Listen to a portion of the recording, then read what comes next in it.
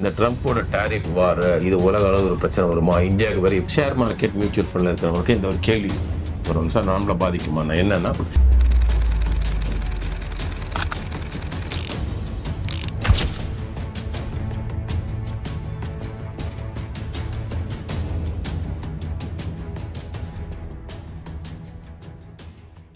சரி, இப்போ ஹாட்டாக ஒரு டாபிக் தான் போயிட்டுருக்கு உலக அளவில், நம்ம இந்திய அளவில் மட்டும் கிடையாது, உலக அளவில். அதை நம்மளை பாதிக்குமா? நம்மளாம் தனி மனிதனாச்சே, நம்மளாம் சாதாரண ஆட்களாச்சு, நம்மளை பாதிக்குமானா ஷேர் மார்க்கெட் மியூச்சுவல் ஃபண்டில் இருக்கிறவங்களுக்கு இந்த ஒரு கேள்வி வரும் சார், நம்மளை பாதிக்குமா? என்னன்னா அமெரிக்காவோட டாரிஃப் சார். இந்த டாரிஃப் அப்படின்றாங்களே, ஃபர்ஸ்ட் அது என்ன சார், அதை முதல்ல நீங்கள் விளக்குங்க அப்படின்னு கேட்கும். டாரிஃப்ன்றது வந்துட்டு அமெரிக்கன் ஒரு டெர்மினாலஜி, அது விட்டுடுங்க. நான் இங்கே லோக்கல் இதை சொல்கிறேன், கஸ்டம் டியூட்டி அப்படின்னு சொல்லுவாங்க. நம்மள லோக்கலில் கஸ்டம் டியூட்டின்னு ஒன்று சொல்கிறோம் இல்லையா? என்னன்னா, நம்ம நாட்டுக்கு ஒரு பொருள் வந்துன்னா அதில் கவர்மெண்ட் வந்துட்டு சார் நீங்கள் 100 ரூபா வாங்கினா அது 10%, 20%, 50%, 100% ஏதோ ஒரு டியூட்டி இருக்குது. அந்த டியூட்டி கட்டிட்டு அந்த பொருள் நீங்கள் ஏர்போர்ட்லேருந்து இல்லை போர்ட்லேருந்து எங்கேயோ நீங்கள் வீட்டுக்கு எடுத்து போயிடலாம் சார், ஒன்றும் அந்த பர்சன்டேஜ் நீங்கள் கட்டணும் சார். கரெக்ட். இதே தான் அமெரிக்கா. இது வரைக்கும் அமெரிக்கான்ற நாடு என்ன பண்ணால் யார் வேணா எவ்வளோ வேணா அங்கே எக்ஸ்போர்ட் பண்ணலாம். ரொம்ப துச்சமான 2%, 3%, 5% அந்த மாதிரி ஒரு துச்சமான ஒரு பர்சன்டேஜ் கஸ்டம் டியூட்டி போட்டு அந்த நாடு இருந்தது.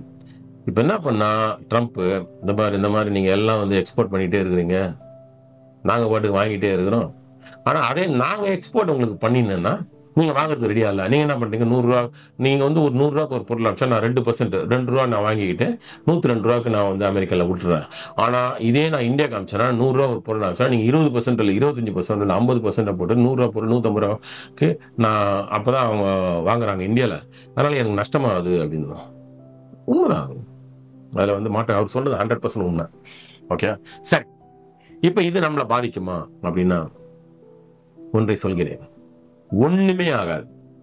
முதல்ல சொல்லிடுறேன், இந்த ட்ரம்ப்போட டாரிஃப் வார் இது உலக அளவு ஒரு பிரச்சனை வருமா? இந்தியாவுக்கு வரை பிரச்சனை ஒண்ணுமே ஆகாது. என்ன சார் அப்படி சொல்றீங்க? கரெக்ட். நான் அமெரிக்காவுக்கு நிறைய தடவை போயிருக்கேன், நான் வேலை விஷயமா நிறைய தடவை போயிருக்கேன். அந்த அனுபவத்துல வச்சு நான் சொல்றேன், அங்க பார்த்தவற்றை நான் சொல்கிறேன். அங்க அனுபவம் எனக்கு இருந்துச்சு, அதை வச்சு நான் சொல்றேன். அமெரிக்கால எந்த பொருளையும் தயாரிக்கவே முடியாது. ஏன்னா அங்க ஜாஸ்தி, எதை ப்ரொடியூஸ் பண்ணாலும் ஜாஸ்தி. எந்த கடையில போனாலும் எந்த பொருளை நீங்க பார்த்தாலும் எடுத்து பார்த்தீங்க, made in Taiwan, made in China, சின்ன சின்ன பொருள் என்ன. சரி, கார் போதுன்னு வச்சுங்களேன், பார்த்தா எல்லாம் ஜப்பனீஸ் காரா போகும், இல்லை கொரியன் காரா போகும். சரி, ரைட்டு. நம்ம துணிமணிகள்லாம் இதெல்லாம் போதும், அங்கே போச்சு made in Bangladesh, made in India, made in Sri Lanka, made in Vietnam, இந்த மாதிரி தான் ஃபுல்லாக இருக்கும். Gems and jewellery made in India. அது மட்டும் இல்லை, மருந்துகள் 60-70% மருந்து அமெரிக்காவில் இருக்கிற அத்தனை மருந்தும் அவர்கள் உட்கொள்வது இந்தியாவிலிருந்து எக்ஸ்போர்ட் ஆனது. சார், இதை நீங்க சொல்றீங்க, ஏன் அங்க தயாரிக்க முடியாது? இப்ப இந்தியாவில் தயாரிக்கிறாங்க சார், இந்தியாவில் தயாரிச்சுதான் சார் அங்க அனுப்புறாங்க. இப்ப இந்தியாவில் தயாரிக்க முடியாது, அமெரிக்காவில் தயாரிக்க முடியாதா சார் அப்படின்னு கேட்டா கரெக்ட், சரியான கேள்விதான். ஒரு ஆவரேஜா அமெரிக்கனோட ஒரு சம்பளம் வச்சுக்கலாம். இப்போ இங்க ஒரு 25,000 ரூபாய்க்கு ஒரு ஆளை நம்ம ஹையர் பண்றோம் வச்சிருக்கோம். அதே 25,000 ரூபாய்க்கு அதே வேலையை அமெரிக்கா கிட்டத்தட்ட 3 லட்சம் ரூபா.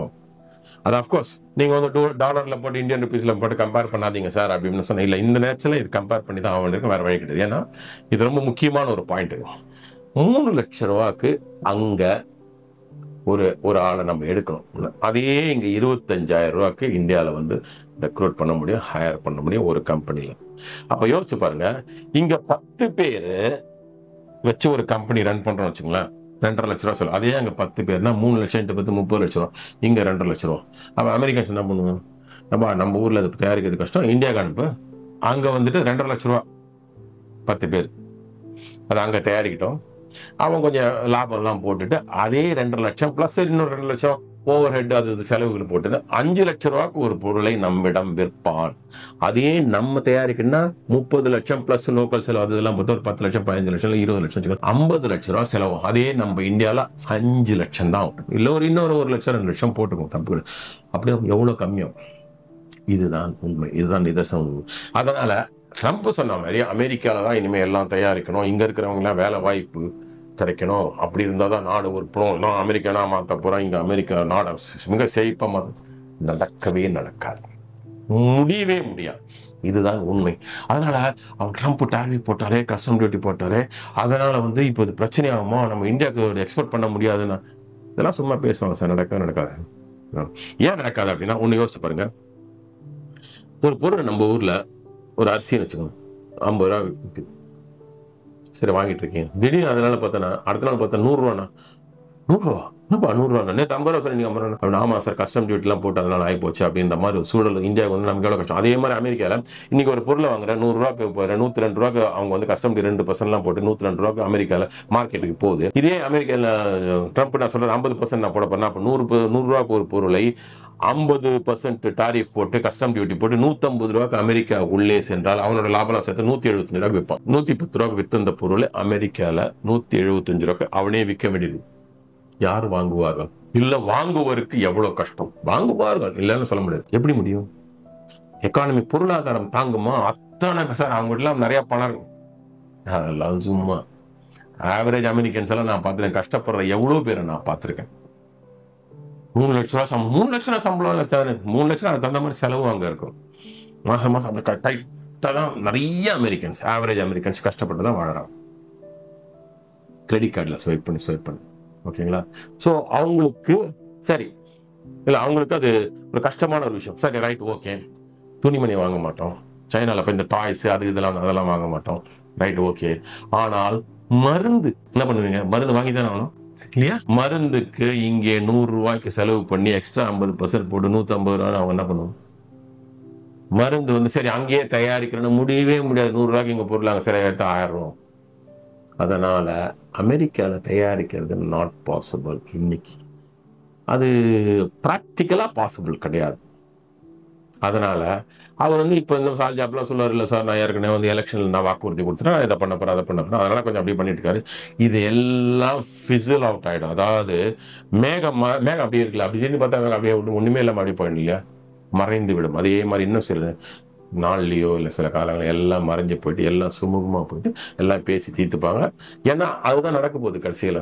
இந்தியா மாதிரி நிறைய கண்ட்ரி, இந்தியா, சைனா, பங்களாதேஷ், இந்த மாதிரி நாட்டிலேருந்து ஜப்பான் ஆட்டோமொபைல்ஸ், கொரியா, அதெல்லாம் வந்து அனுப்பினால் ஒழிய அவர்களுடைய நாட்டில் எதுவுமே நடக்காது.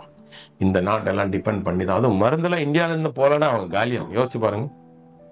முடியுமா? அமெரிக்கன் ஹாஸ்பிட்டலில் மருந்துல என்ன பண்ணுவீங்க? துணி வாங்கல, கார் கூட வாங்கலப்பா, அப்புறம் வந்து டாய்ஸ் எல்லாம் எதுவும் வாங்கல, மருந்து வாங்க முடியுமா? கஷ்டம் இல்லை. மருந்து இந்தியாவில் தான் போய் ஆகணும், வேற இடத்துல தான் உண்டு. அமெரிக்காலெல்லாம் ப்ரொடியூஸ் பண்ண நடக்க முடியாது. சரி, மருந்து ஃபேக்ட்ரி நினைச்சு இன்னைக்கு நினைச்சு நாளைக்கு நடக்க ஒரு ஃபேக்ட்ரி கட்டி மருந்து ப்ரொடியூஸ் பண்ண முடியுமா? அதுக்கு எவ்வளவு பெரிய விஷயம். அது 5-10 வருஷம் ஆகும்.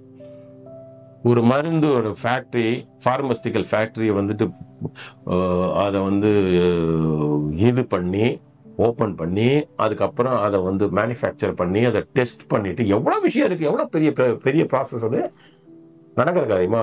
இன்னைக்கு நினைச்சு நாளைக்கு பண்ண முடியுமா? முடியவே முடியாது, எதுவுமே முடியாது சார். அந்த மாதிரி ஃபேக்ட்ரின்றது சாதாரண விஷயம் கிடையாது. அதனால அவர் சொன்ன மாதிரிலாம் ப்ராக்டிக்கலி நாட் பாசிபிள். அது இன்னைக்கு இல்லை, நாளைக்கு என்ன அதெல்லாம் பேசி என்ன பண்ணுவோம் சார், நான் இந்த மாதிரி சொல்லிட்டேன், நீங்க இந்த மாதிரி சொல்லுங்க, நான் அடிக்கிற மாதிரி அழுகுறேன், நீங்க அழுகுற மாதிரி அழுவுங்க, எல்லாம் முடிஞ்சு போய் பேசி முடிச்சுட்டு எல்லாத்தையும் என்ன பண்ணுவோம், கடைசியில் ஃபைனலைஸ் பண்ணி ரைட், ஓகே, நீ இப்படி எல்லாம் முடிவு. இப்படிதான் நடக்குமே தவிர இந்தியா மாதிரி நாட்டுக்கு எந்த விதமான பாதிப்பும் கிடையாது. ஏன்னா சப்போஸ் ஏதாவது காலத்தில் ட்ரம்ப் வந்து நான் அப்படியே இருந்தா கூட இந்தியா அப்படி அமெரிக்கன் எக்ஸ்பெக்ட் பண்ண மாட்டேன். நான் வந்து இல்லைன்னா வேற ஏதாவது கண்ட்ரிக்கு நான் எக்ஸ்பெக்ட் பண்ணுறேன் சொல்லி பார்த்துட்டு போயிட்டே இருப்போம். ஒன்றும் பிரச்சனை கிடையாது. நம்ம ஸ்டாக் மார்க்கெட்டுக்கு ஒரு சின்ன ஒரு நீஜர் ரியாக்ஷன் மாதிரி கொஞ்சம் கீழே எல்லாம் வரும். ஐயோ இது பிரச்சனை ஆச்சு அப்படின்னு. நாளைக்கு வந்து ஆட்டோமேட்டிக்காக இதுக்கு தீர்வு வந்துடும். ஏன்னா அமெரிக்காவில் வந்து அவங்க ட்ரம்ப் நினைச்ச மாதிரி நடக்கிறதுக்கு சான்ஸே கிடையாது. ஸோ ஒரு சாதாரண ஒரு மிடில் பார்த்த மாதிரி வந்துட்டு ஆட்டோமேட்டிக்காக இந்தியா என்னென்ன பண்ணிட்டு இருக்கோ அது ஏற்கனவே பண்ணிட்டு இருக்கோம், அப்படியே பண்ணும். மற்ற நாடு சைனா என்னென்ன பண்ணிட்டு இருக்கோ அதுவும் பண்ணும், எல்லாம் பண்ண அப்படியே போயிட்டு இருக்கும். ஸ்டாக் மார்க்கெட்டில் கொஞ்சம் கீழே வரும், அப்புறம் சர்றன்னு மேலே போயிடும், மியூச்சுவல் ஃபண்டு மேலே போகும்.